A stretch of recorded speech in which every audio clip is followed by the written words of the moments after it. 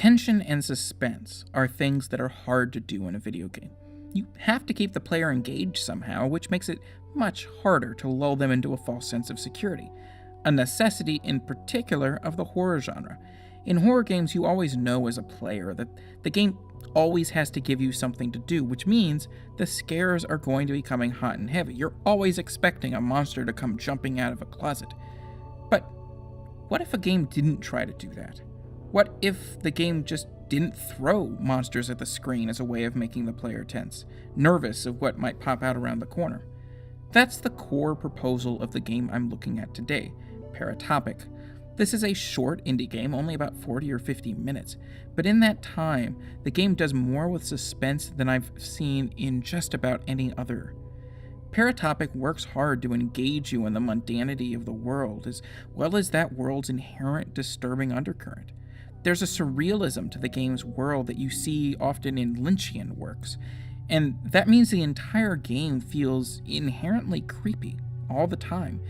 Even when the game's making you do the most mundane, ordinary things. You'll spend an incredible amount of time just driving a car down a road, for example, expecting something to happen, anything to happen, at any point in time, because there's just this sense of unease rippling right beneath the surface the whole time you're playing this game.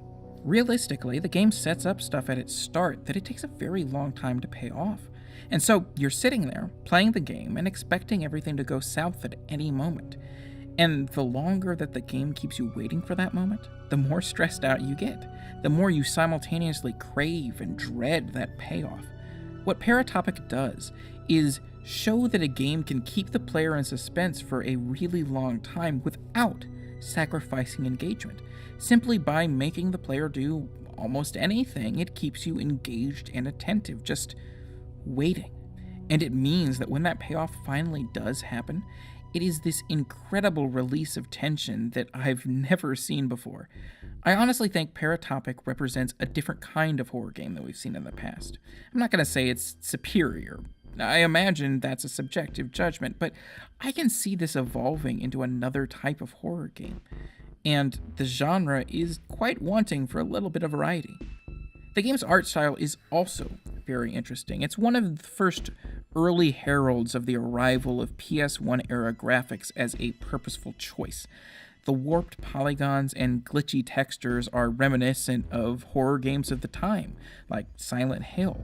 And it also serves a purpose in the game itself.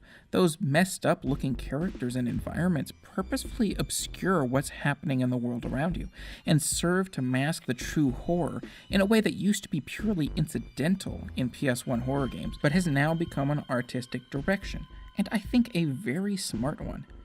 Not only does Paratopic represent a potentially interesting new direction, especially for short-form horror games, but I think it also shows the value of the PS1 era of graphical fidelity as an artistic choice. And as a whole, it's an experience that I think everyone should have. So incredibly suspenseful, but yet so confined. It's like you're playing a horror short, and a very good one at that. In case you missed it, I look at games that people may have missed when they first came out. If you like that idea, be sure to subscribe so you can see the latest videos. If you like this video in particular, be sure to hit that like button, and thanks for watching.